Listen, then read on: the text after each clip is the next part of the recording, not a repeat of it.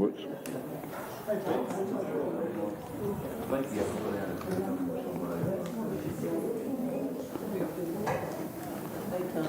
All right, I hadn't got a bulletin, so. All right, good to see everybody tonight. Thank you all for the prayers as we were gone, and it's good to be back. And good weather, good food, and good time. So everything went well. So in way of announcements, I know Brother Allen had the 40-day of prayers for the youth. If you did not get one of these calendars leading up to the youth camp, there's some up here as well. This coming Sunday, being Memorial Weekend, we'll have our church-wide fellowship following the morning service, as we'll have hamburgers, hot dogs, pulled pork, and then if you will bring anything to go along with that, and desserts. Is that right, Miss Annette? Anything else? All right. All right.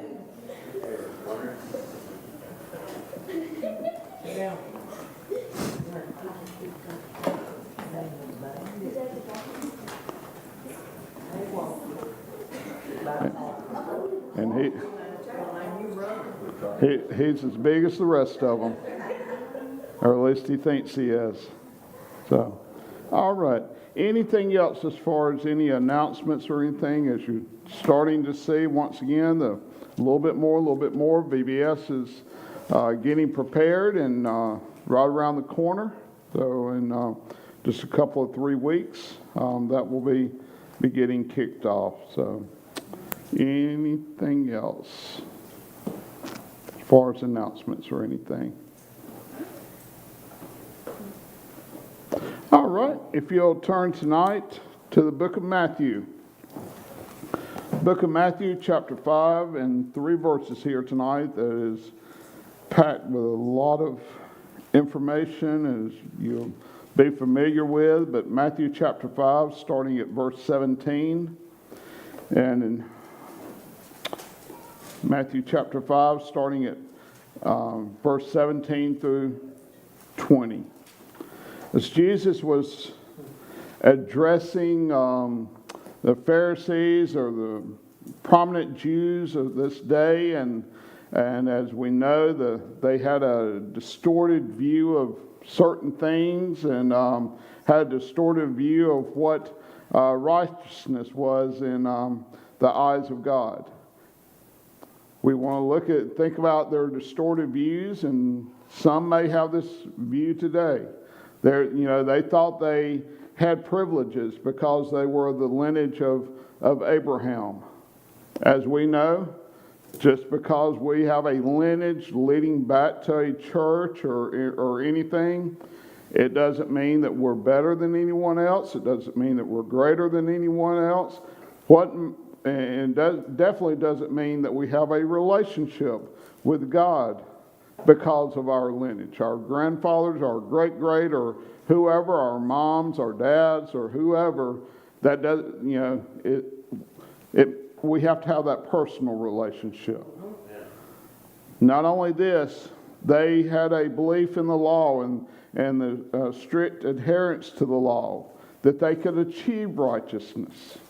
In other words, they had their laws set, the Pharisees and Sadducees, and according to what they wanted and according to how they wanted things, they wrote certain laws. And if you abided by those laws, then you could have righteousness. That didn't work. Because there were so many different laws, there was no way that everybody could obtain righteousness through those laws.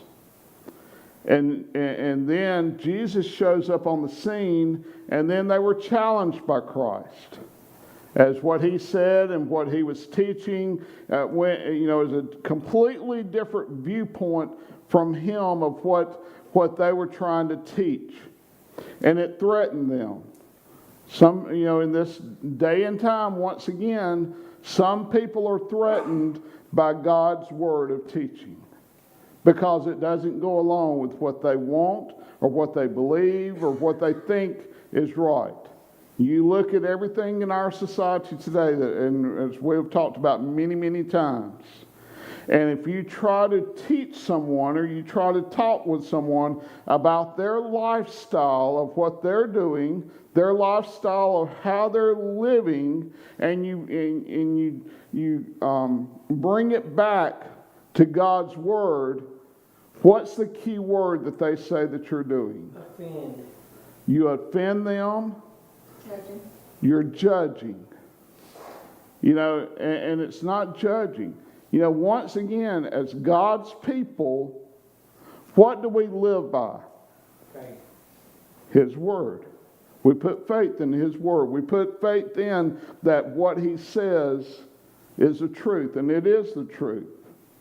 And so as we think about this, He tells them something very clear and distinct as we begin here tonight and looking at these 3 verses in Matthew chapter 5, starting at verse 17.